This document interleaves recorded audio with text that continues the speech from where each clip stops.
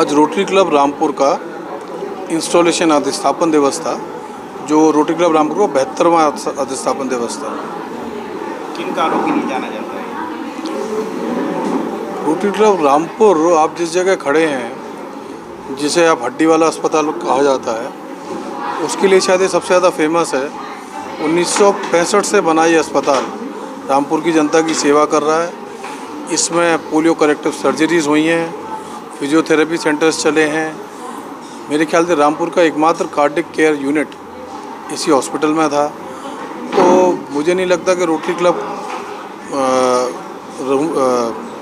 रामपुर किसी पर्चे का मोहताज है। पोलियो में भी आपके द्वारा किए गए एफर्ट्स शायद पूरे शहर को या उनके बुजुर्ग लोगों को पता होगा। देखिए, रोटरी क्लब रामपुर रोटरी संस्था का एक क्लब है।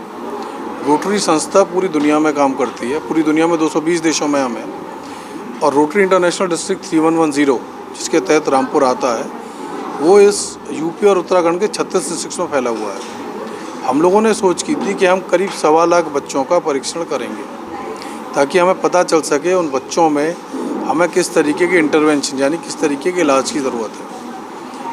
और इसी क्रम में हमने सब क्लब से कहा था कि वो इन कैंप्स को करें। इसका एक स्टैंडर्ड फॉर्मेट तैयार किया गया था।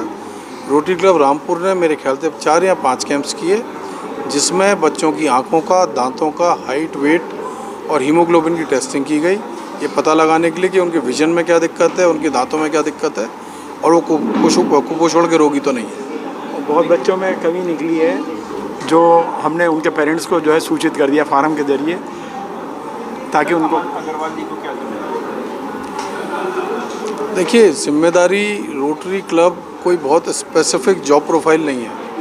ये एक सर्विस ऑर्गेनाइजेशन है। उस सर्विस ऑर्गेनाइजेशन में डिस्ट्रिक्ट की तरफ से, रोटरी इंटरनेशनल प्रेसिडेंट्स की तरफ से अलग अलग टाइम पे अलग अलग कार्यों के लिए सूचित किया जाता रहता है। लेकिन क्लब इज़ ओनली यूनिट जो काम करती है। जैसे अमन अग्रवाल जी के और प्रेसिडेंट साहब के नेतृत्व में ये हुआ कि इन्होंने शायद 14 या 15 बच्चों की फ़ीस देने का निर्णय किया।